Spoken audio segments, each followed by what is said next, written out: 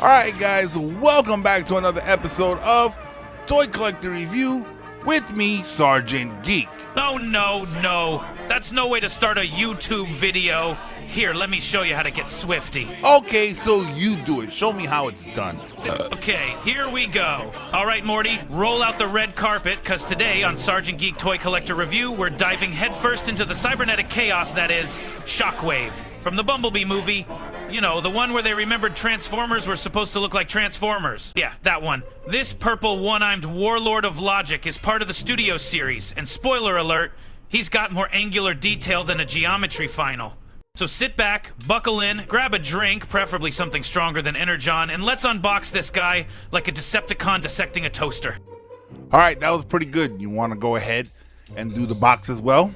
Sure, you can put your 2 cents in later. So first up, the box. Yep, cardboard. But make it dramatic. We've got the Studio Series branding on the top left, number 110. Like some kind of Decepticon prison ID. Big window in the front showing off the figure in all his shelf prison glory. Their side panel has that sexy profile shot looking like Shockwave's auditioning for a Cybertronian Vogue cover. Back of the box, action pose. Cybertron fall scene, ooh, ominous. And in typical Hasbro fashion, it promises way more articulation than you're actually gonna get. But hey, I appreciate the optimism. Okay, so what do you got? What I was going to say is the box is pretty cool. I like the artwork, but it's pretty much the same as every other Bumblebee movie studio figure that comes out. But Shockwave does look really cool. I haven't been this excited for one of these guys since Soundwave. Soundwave was another cool one, and I'm pretty sure Shockwave is going to be just as cool as the Soundwave figure. I just can't wait to get him out of the box. So, are you ready to go ahead and let's get him out of the box already? Am I ready? Of course I'm ready. Let's rip into this box like Megatron rips into Starscream's ass. Now here's where the nanobots meet the metal, geek. Let's crack this dude open. Boom, robot mode. And let me tell you, this guy is pure cybernetic intimidation. The sculpt? Gorgeous. The detailing? Absolutely nuts. Like, someone actually cared when designing this thing? Yep, this is a really awesome looking figure. I really do like it as well. He is really, really nice. Nice. You got mechanical sinews, plated armor, and this fantastic chest cavity that says, I don't need feelings, I have lasers. Yeah, and did you check out that head sculpt? The mono eye? Glorious. Glows like it's judging you, which it probably is. Purple plastic is rich. Metallic paint apps are where they need to be. Thankfully, no ketchup splatter battle damage nonsense. Yes, this is really a very nicely and detailed figure. Not too many plain spots on him. He pretty much fills out pretty well. He feels awesome, and he's got the scrapes and everything. This is a really nice figure. Articulation? We're talking head swivel, shoulder rotations, elbow bends, wrist movement, waist swivel, knee bends, and ankle tilts. Yeah, ankle tilts. Because Shockwave needs to strike that Instagram-worthy power pose while annihilating Autobots.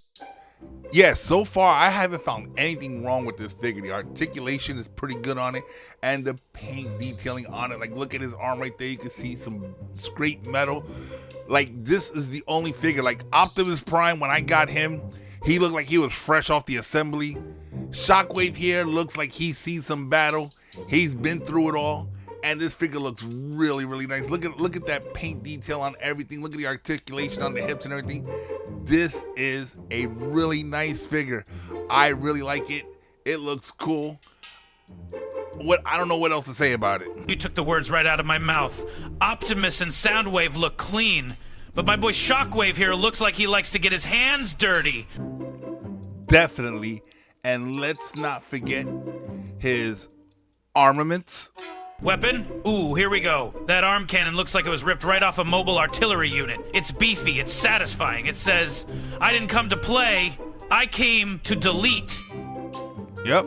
I gotta say, that hand cannon looks way more dangerous than Megatron's arm cannon. That thing looks way beefier. But let's go ahead, let's finish up this articulation, and let's get into his alternate mode, which everybody's got a little bit to say about it, but since they changed Megatron into a tank, and these kind of both the same fitting, I can see why they chose what they chose for Shockwave, but let's go ahead and let's get into it. Hell yeah! Lick, lick, lick my balls! Yeah, say that all the time. The Transformers will return after these messages. Hyperdrivers are here and only Tonka's got them. Get to know what he's about. Hit the switch and go flat out. Rev 'em, race 'em, run 'em where the roads don't go. Get to know what he's about. Hit the switch and go flat out. They're hyper fast. They're hyper tough. Hyperdriver means high performance. You can be a hyperdriver driver and feel those tires spin. Hyperdrivers, each sold separately. Batteries not included from Tonka. The Transformers will return after these messages. Alright, geek, let's get weird. Vehicle mode time. Yes, Shockwave transforms. Although in the Bumblebee movie, he never actually did, but Hasbro's like, let's make it happen anyway. So what do you get? A Cybertronian space tank. It's not canon, but it's cool. Kinda like giving Darth Vader a monster truck. It's sleek, angular, armored up like a wartime roach. Yeah, but how about that transformation? Transformation. It's involved, but not infuriating. Like, I didn't need a PhD in mechanical engineering to do it, which is refreshing. Tabs mostly hold, the parts align decently, and you get this low-profile rolling death machine that could definitely level a small moon. If your idea of fun is pushing around a futuristic doom sled with a laser eye, congratulations! You're gonna love this. Oh, but I do like it. It looks awesome. I like the way this came out and the transformation for it. Very simple, very easy to go. And it looks so Cybertronian, it looks so alien. I think they got a hit with this one. This one looks really cool. Yeah, I gotta give it to Hasbro. It looks very cool. Okay, so what are some of the things that you do like about this figure? Alright, let's break it down like a mid-battle transformation sequence. Bros. Sculpt detail? Chef's kiss. Looks like it walked out of ILM's hard drive. Articulation? For Studio Series Voyager. It's like yoga class for Decepticons. Cannon arm? I want to mount it on my garage door. Paint apps? Tasteful, muted but effective. It's Shockwave, not a Christmas tree. Okay, I agree with everything you said there. This is a really cool figure. But what are some of the things that you don't like about the figure? Cons! Transformation's okay, but some of the tabs can be picky. Like, why won't you stay put? I'm smarter than this plastic. Vehicle mode is non-canon. Not a deal breaker, but purists, go ahead and cry in the comments. Size, a little short for a warlord. Could have used a few extra millimeters of doom. Alright, so what are your final thoughts? So what's the final verdict, geek? This Shockwave is burp awesome. Easily one of the best Decepticons in the Studio Series line. I'd have to agree with you. This is turning out to be one of my favorite action figures.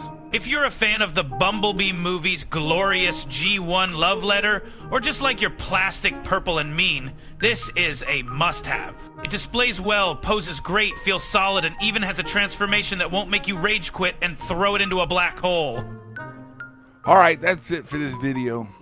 So, do you want to take us out? Sure, watch how a genius works. Alright, nerds, that's gonna do it for today's episode of Sergeant Geek Toy Collector Review. If you liked the video, smash that like button like Shockwave smashed the Autobot Resistance. Subscribe so you don't miss more awesome figure breakdowns, rants, and multiverse level sarcasm. And hey, leave a comment.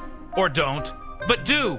But seriously, do. Until next time, this is Rick Sanchez and Sergeant Geek signing off. Remember, life's short, toys are forever, and articulation is king. Peace out, you filthy humans. You have been watching Sergeant Geek Collector's Review. Subscribe and roll out.